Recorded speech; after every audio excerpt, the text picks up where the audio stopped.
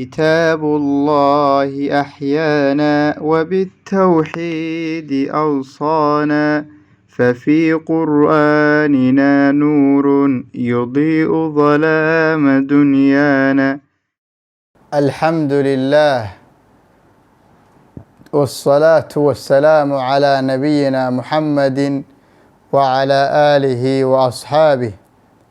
ومن تبعهم بإحسان إلى يوم الدين.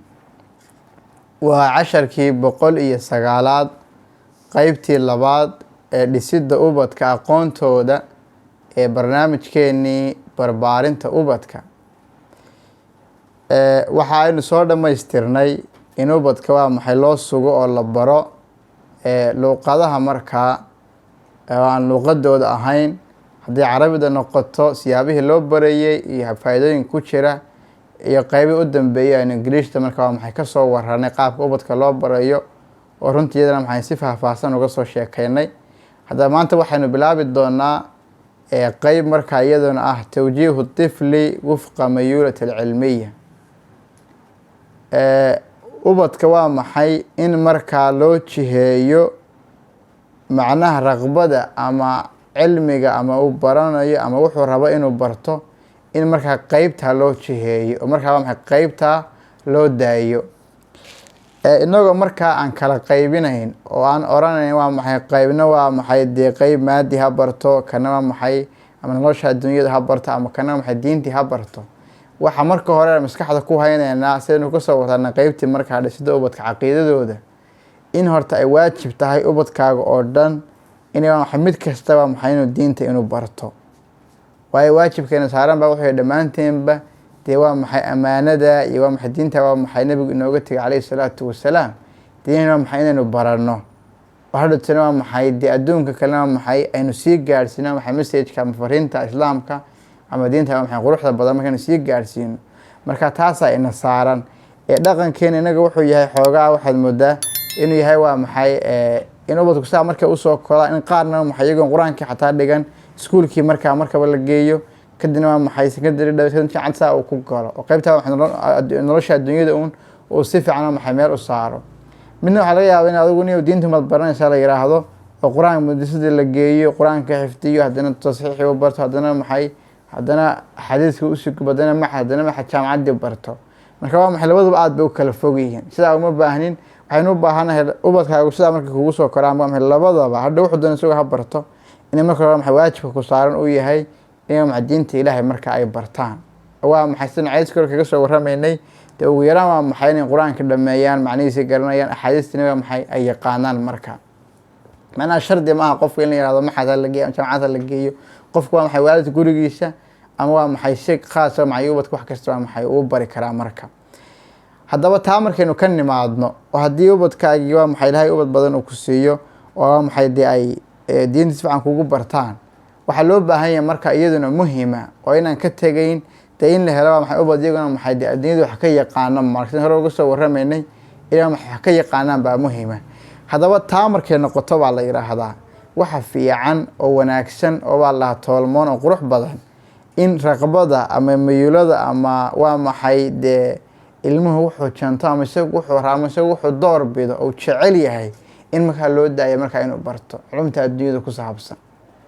waayo maxay dadka Ilaahay isku afkaar iyo isku fikir maxay kama dhigin. markaa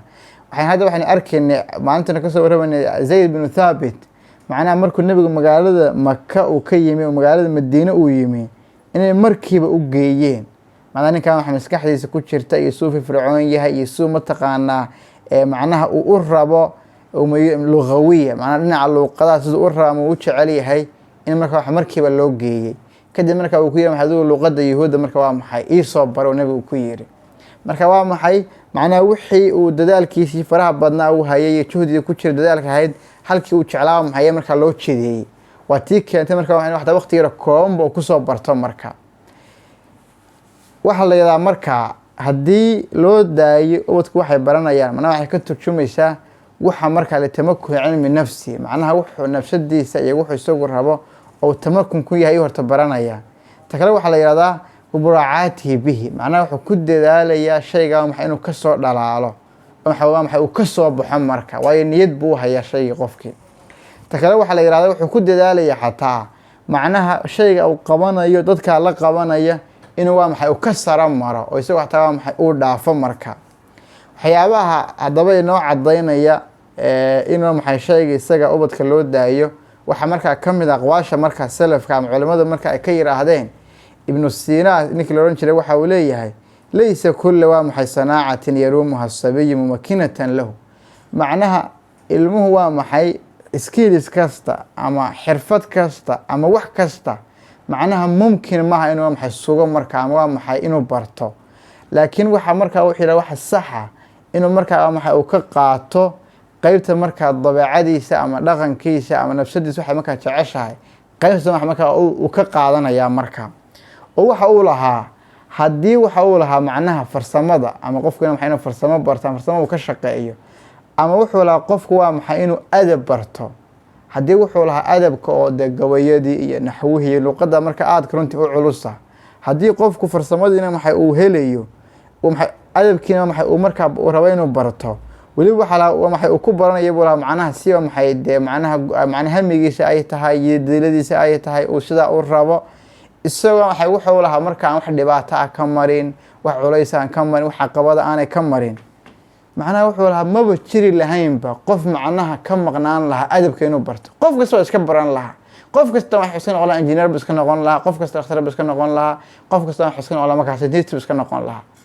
laakiin wuxuu leeyahay xikmadda waxay tahay qof kasta dabeecadiisa waxba ku abuuran marka ama inuu wax barato xoog saaro marka shaygaas oo maxay qofkaasi inuu qaato weey waxa uu lahaa hadaba sidee marka loogu dooreeyaa marka ama ilmihi haduu yar yahay oo kale maxaa la sameyn karaa waxa uu lahaa fayanbaqi limudarrib as-sabiy macnaha qofka ilmaha tarbiyadeynaya ama macalinkiisa ha ahaado ama waalidkiisa ha ahaado waxa haboon inuu waa maxay ilmaha shayga waa maxay dahaar ku saareen ama aan u muuqanin laakiin maskaxdiisa uu ka rabo waa maxay inuu waa maxay isagu u cadeeyo waa maxay uu shayga maxay uu kala saaro uu kala dooro isagoo markastaba u sii deynayo maskaxdiisa maxay marka uu jecel yahay marka taasaas uu lahaa marka sheekh la oran jiray marka waa maxay Zornaji isna waxa uu lahaa waxa ku haboon qofka macallin qofka mutacallimka wax baranaya waxa haboon baa waxa haboon buu lahaa aan haboonayn macna an yakhtaada nooc al-ilmi bi nafsihi ana isagu wuxuu badan qofka haduu aqoon yahay rabo inuu noqdo isagu wuxuu rabo oo macna inuu barto inuu isaguna doorto wuxuu lahaa marka ma aha waxa haboon buu lahaa maxay inuu arrinkiisa la wadaago uu dhiibo macnaha ila ustaad marka macnaha qof macallin inuu marka u dhiibo ayaa haboon waayo waxa uu lahaa qofka ustaadka ah macallinka ahi waxa uu garanaya ama waxa uu soo maray macnaha tajaarib iyo khibrad marka ayuu marka leeyahay marka macnaha wuxuu garan karaa markuu qofkan eego dabeecadiisa iyo dhaqankiisa qofkan wuxuu rabo waxa uu garan karaa buu lahaa bima yanbaqi li kulli waahidin wama yaliqu bi dabiicati macnaha qofka waxa ku haboon iyo qofkaasi qaybtu ka soo bixi karo iyo qofkaasi qaybtu marka jecel yahay oo marka uu rabo ayu qofka khibradda iyo aqoonta leh ayu qofka maxay ugu jihayn karaa marka qofku isagu wixii xataa rabo wuxuu la macnaheedu go'aan iska qaato ma aha waa in qofka wuxuu la marka maxay ula tashado marka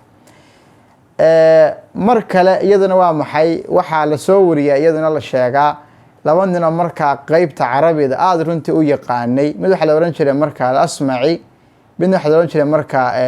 Khalil baa la oran jiray marka Khalil bin Ahmed labadaba caan bay ahaayeen marka Asma'i waxa la yiraahdaa Ilaahay u naxariiste waxa marka caan ku ahaa dhinaca marka luqadda sidoo kale Khalil bin Ahmed isna wuxuu caan ku ahaa dhinaca luqadda iyo naxwaha iyo sarfiga iyo isaga waxa uu dheeraad baa la marka caruudka marka uu dheera ama waa maxay xayawaan gabayada inuu qaan qaabka loo sameeyo gabayada waxa soo dhan loo sheego ayuu marka aad u yaqaanay marka waxa la maalin waxa dhacday ninkii Asma'i la oran jiray ayaa marka wuxuu u yimi Khalil bin Ahmed marka wuxuu u yimi wuxuuna ugu yimi waa maxay marka barhada caruudka iyo gabayada waxa maxay inuu ka barto ayuu marka u yimi iyo marka qaafiyada qaabka noqonaya in marka ka barto markuu muddo la joogay ayaa waxa marka Khalil bin Ahmed marka wuxuu arkay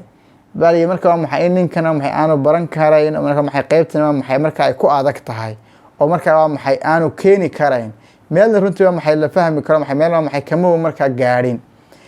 kadib marka isaga marka sida uu fadhiyo arkaya ayaa Khalil baa wuxuu soo qaatay marka beed shicir runtii aad runtii u caana oo gabay hore ku jiray runtii aad dadkana u soo dilishay marka soo qaatay wuxuu ku yiri idha lam tastadi' shay'an fad'hu wajaawizhu ila ma tastadi'u gabaygaas uu soo dilishay isagoo Asma'i la fadhiyo wuxuu ku yiri idaa lam tastadic shay-an fadachu, macnaha shay haddaanaad awoodi karayn iskaga tag. waxaad markaa aadaa marka aad tagtaa shayga markaad xaggiisa awoodi karaysid. marka isagoo halkan macnaha kama wado haddii markaa waa maxay shay aad wadid marka ama waxaad gacanta ku haysid oo kale, macnaha shaygaas waxa lagu talagalay markaa in lagu celceliyo isaga. hadda ninkii waa maxay shayga hadduu qabanay qofka gacanta ku hay shaygan ku celiya lagu talagalay. laakiin isaga waxaa ka wadaa macnaha qeybtan waxaad gacmaha usoo qaatay ma usoo tafaxaydatay, macnaha qeyb dabeecadaada iyo qeyb lagugu talagalay qeybaad keeni karaysa maba ahaba qeybtaadana maxay ma ahay macnaha faraha ka qaad. marka waxaa la yidhaahdaa ninkii asmaci ahaa markuu gabaygaas sidaa u fahmay, odagu de intaa dambu aada u fahmayo, markaa waxa iskaga tegay markaa fadhiga uu ka tegay muuna soo laaban markaa. kadib Khaliil ibn Axmed wuxuu la yaabaa la yidhi macnaha dee ninka waa maxay macnaha xariifnimadiisa, qaabka gabayga u dhugtay u fahmay iyo qaabka maxay aanu sheekhi ugu soo laaban markaa u isfahmay marka. marka waxay sheegaysaa taasina waa maxay macnaha qofka shayga uu ku fiican yahay ama uu ku habboon yahay haddii waxa uu hore ka bilaabo meel fiican uu ka gaaray horena uga soo baxayaabaa laha. laakiin hadduu shayga maxay marka aanu qofkana maxay loogu talagalay ama maxay qofkana shaygiisa u baahan aanu ahayn, hadduu faraha la galo waxa la markaa 100 sano barto ama uu dhiganayo waxba ka keeni maayo baa la yiraahdaa marka. sheekooyinkeena Soomaalidana waxaa ka mid ah sheekooyin marka ay yiraahdaan macnaha macallin ardayga wuxuu dhigi jiray fara badan, marka ardayda xaq hore xaflad jiray la marka nin yaro marka arday marka dhalinyaro ah, marka maalin kasta ardayga marka xiisadaha la qaadanayo macnaha ardayda casharka uu qoraa uu yeeriyaa way qaataan way dhigtaan, isagu ninkan yari buuggiisa marka macallinka soo fadhiisto marka macallinka marta soo istaagoba macallinkan buu sawiraaba, macallinka sawir soo jeedoba labadaba sawir buu ka sameeyaaba. ninkii wuxuu xariif ku yahay qaybta marka sawirada iyo marka darooyinka aad u yaqaana, macallinka waa soo galay buugtii waalidiisa ka sheegaray, ninkan marka buuggiisa rogaa page-ka koobaad ka labaad soo wada sawirba. ninkan casharadan la qaadanay waxaan agsay socda waxaan cashar laga sheekay waxaan culum laga sheekaynayo maskaxdiisa kuma jirtoba. waalidkina wax dhowr jeer waxa isku maxay marka isku qabsaday macnaha imaatin aantiisa hamsaankiisa waxa soo dhan marka dambe la ogaaday ninkan dhibaatada haysataaba inay tahayba inaan qaybtan baan loogu talagalin, laakiin loogu talagalay ninkan nin farshaxamiista yahay oo artista yahay marka qaybta uu ku fiican qaybta marka maxay in marka la geeyo. marka taasina waxa shay marka inaga aad runtii noogu badan dhaqankeena iyadoo marka de iska aqoon la'aanta runtii ay keenayso oo dadka badankooda ah oo qofku odhanayo de shay saro baan ka fakarnaa moogtay waxa dhakhtarnimo baro ama engineering baro ama wax sare baro qofkii la oranayo, laakiin qofku waxan ma rabaa oo isagu ma jecel yahay qofku waxan ma ka soo bixi karaya qofkii waxan ma rabaa ayaa markaa loo baahan yahay in la eego. laakiin hadda waxaan filayaa in waaqica dadka maxay runtii dadka aad baraarug badan runtii la bartay markaa qofku waa maxay loo deyn doono, waayo shayga koobaad ee asalka koobaad diinta markuu badan waxyaabaha soo dhan iyo taas qofku si ikhtiyaar ma laha, waa khasab qofku inuu quraanka barto qofku diinta barto inuu diinta wax ku badan carabada inuu yaqaano taayada wax lama baahan inuu ikhtiyaar bad ku leeyahay diinta taabale ma xagga aadid. laakiin marka culumtan maadiga adduunyada marka kooban ay noqoto qofku wuxuu ka soo bixi karo meel ka gaari karo mustaqbal fiican ka samaysan karo ayaa marka loo daynaya. marka isagoo marka sanad la kaashanaya la tashanaya waalidkana maxay macallimiintu ay marka la eegayaan isagoo qof yar marka dhalinyaro uu yahay markay arkaan maskaxdiisa dakaagiisa qaybta ku habboon ay marka maxay u jihaynayaan sida marka culimadu marka ay sheegayaan. marka qodobkaana inahaasna ku soo koobi doonaa wallahu subhanahu wa ta'ala a'la wa a'lam.